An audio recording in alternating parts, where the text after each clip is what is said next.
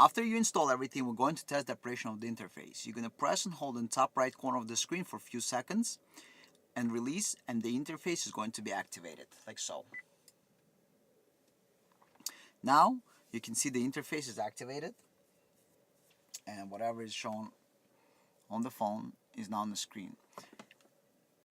Quality product since 2002. All first generation sync radios in Ford and Lincolns are absolutely identical. After dashboard disassembly, installation is identical in all Ford and Lincolns. If there's a newer version of this video, first line in description will say click here for updated video. All products are 100% made in the USA. Please support American jobs. Apple Carplay and Android Auto is also available. Vehicle disassembly is shown on Ford Flex. Please, if you want to skip it, go 6 minutes into the video. Keep in mind, all Ford and Lincolns with first generation sync system have identical navigation computers. This disassembly is inside Ford Flex. It is similar to other Ford and Lincoln vehicles. We have disassembly manuals upon request. We can make movie for every single car, but it's very similar to all the other cars. However, as we mentioned previously, that the navigations are absolutely identical in all the vehicles listed in the beginning of the video. This way, the installation procedure is going to be identical on all the cars. Just the appearance might be a little bit different of the dashboard segments of the cars. So, with this particular vehicle, we're going to start this way. We're going to go ahead and open this panel, the armrest. This whole panel, we're going to, from here, we're going to pull it up. And we're going to go here, there's clips here, they're big clips on each side. We're going to pull this panel up, so we're going to pull it up. The panel is going to come out. Then, there's going to be 2 screws there. Then we're going to go up. We're going to remove the whole wooden panel. Behind the wooden panel, there's going to be 1 and 2 screws. Then on the side here, we're going to go down to the side here. And over here, if you can see it, we're going to remove this. And so behind this panel, what we're going to find is that right here, we have screws on each side. The screw on each side, remove it so this panel can come out, because you're going to remove screw here, and you're going to remove screws behind this panel. But the screw on each side, you're going to pop this panel open, and you're going to remove screw on this side and on the other side. And this is going to allow you to pull this whole center console out.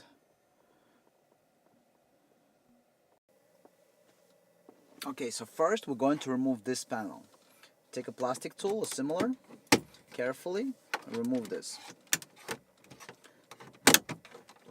Go all the way to the end. And then when you're done removing it,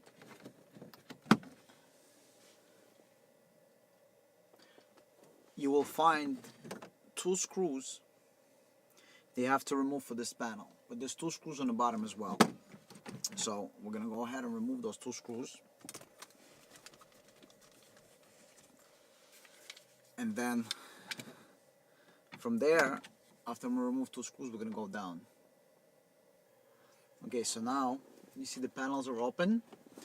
If you see panels are open, there's 2 screws on each side that you have to remove so this panel can come out. But we're going to first remove this panel. So you're going to start by opening this panel from the top.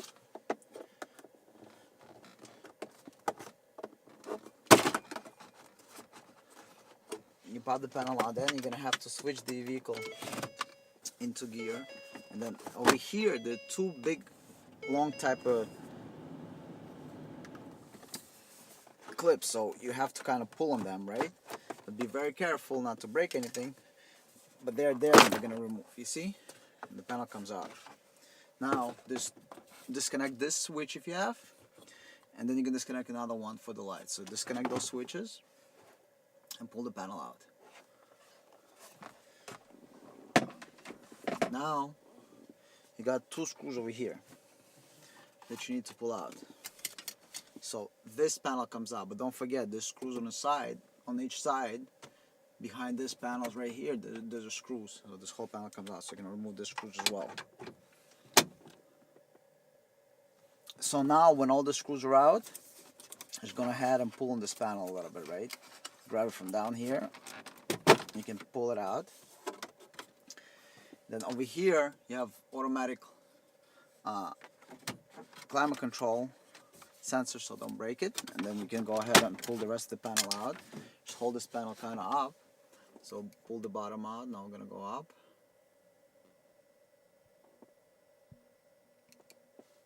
And then hold this up, and this whole panel comes out. Replace this, because that's not gonna be in the way. And remove this whole panel, disconnect the switch, and disconnect the connectors in the back of the panel. So now, since the panels are removed, we need to remove the screen and the radio. You got 4 screws, and then you got 2 screws here, and there's 2 more screws behind the screen. So we're gonna go ahead and remove all this stuff. After you unscrew everything, we're gonna go ahead and try to install. You have cables that were supplied with an interface. So you got cables with this. So this cable, that straight cable, that goes in the back of this unit, in the back of the radio unit. You got a second cable. Has a little angle like that. That cable goes in the back of the screen. And then you got the plug and play harness. That entire harness goes in the back of the radio. And then you just put it all together. It's pretty much like a little a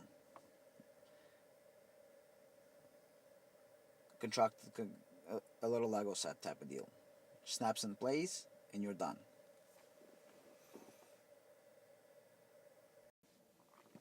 Okay, so now that you removed everything, you receive the interface. The interface has your HDMI port, HD digital HDMI port. This is 100% through HD. Your USB update port and your USB power port to power up your devices. Then you got the video port, the digital video port, and then you got the main power, which has the also RCAs. Then you have this cable where one side goes into the interface, and then the straight cable, that one connects into the back of the radio unit. Then you have this cable, that one plugs into the second port on the interface, and then the cable that has the angle one, that plugs into the back of the screen. And then you have this audio video cable. This is your audio for your system, and 4 camera inputs: front, rear, left, and right.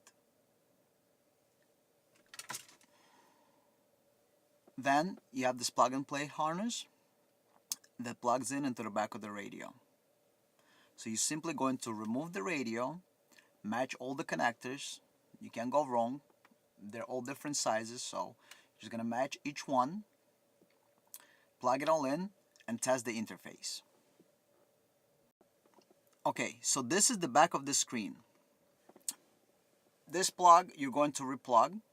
This plug has the other end of this connector goes into the radio. You're no longer going to use this.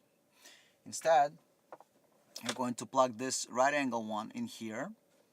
The other end of the right angle connector is going to go into the interface, and then you're going to plug this one into the radio, and then the other end is going to go to the interface. So factory connector is no longer used unless you removing the interface and bringing the car back to factory. You're going to plug this in. Otherwise, the factory image is going to pass right through our interface, and it's going to appear just as before you install the interface into the car.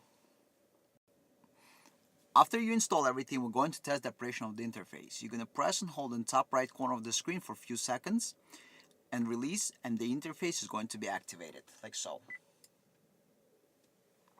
Now you can see the interface is activated, and whatever is shown on the phone is now on the screen.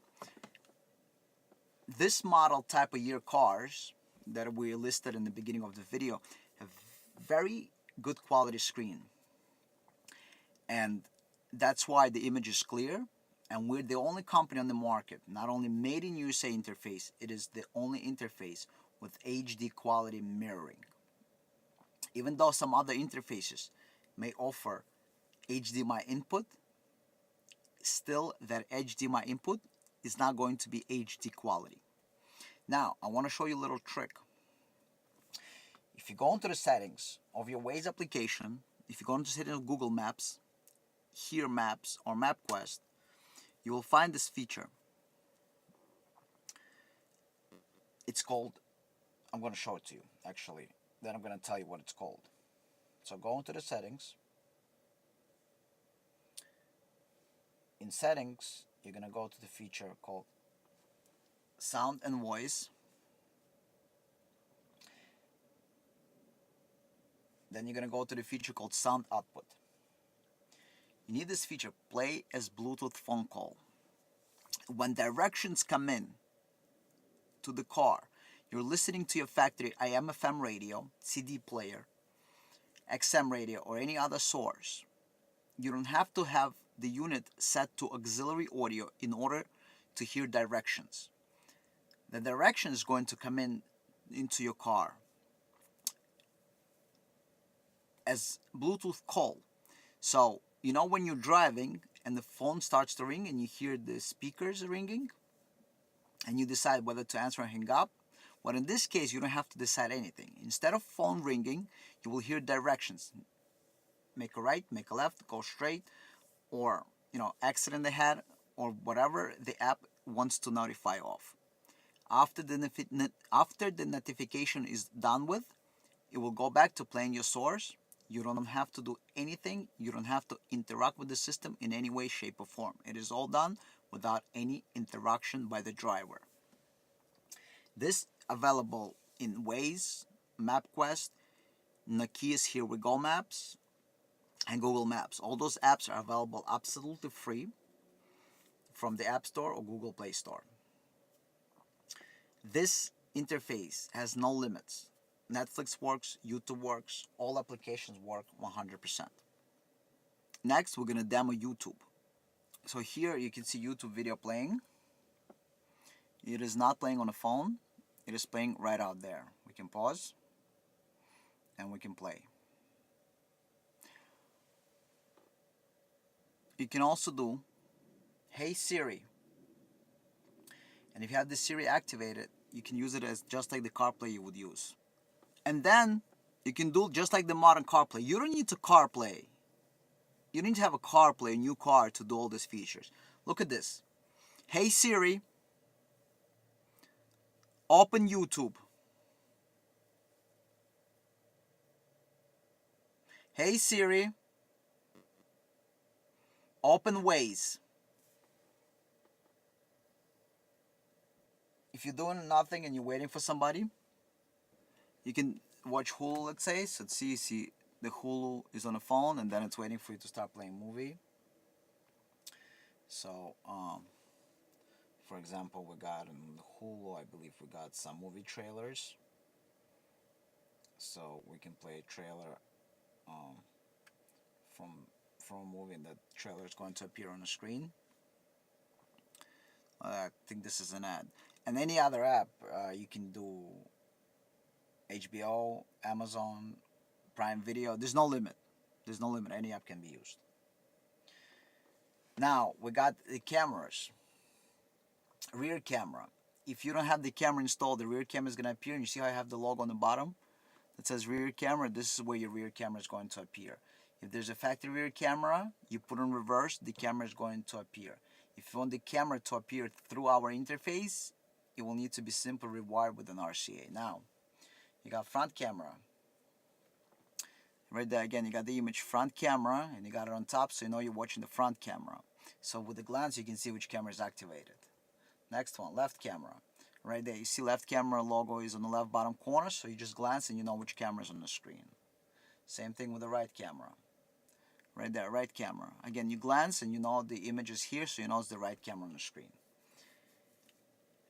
Now, whether you have reverse or factory camera, when you put the car in reverse, a rear camera is going to override everything. So in this case, we have a factory camera, right? You got the factory camera. When you put it in drive, right, you have the front camera automatically. So it doesn't matter whether you have aftermarket or original camera, the front camera you can install and it's going to be on the screen. Let's revert back to right camera. The front camera stays on the screen up until you reach the speed of 10 miles an hour. The left and right lane watch camera, those are not parking cameras. For parking cameras, the cameras have to be facing down on the ground, and you can use maybe 360 surround view cameras and stuff like that.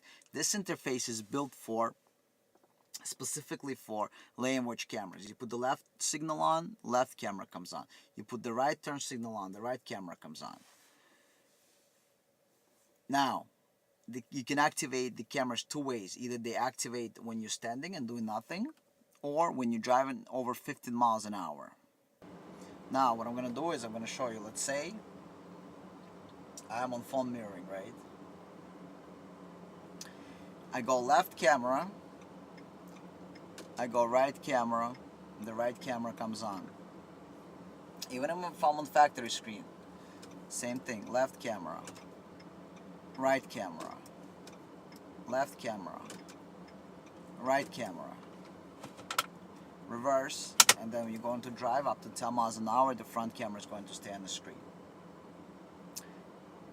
That's pretty much it. After you tested all your installed components and everything works, you can go ahead and put the vehicle back together. Please click the logo on the left hand side to subscribe to the channel. Subscription works on smartphones, tablets and computers. Please click the notification bell and leave a comment. To watch other videos, click the video on the right hand side. And again, thank you for watching and send us your questions.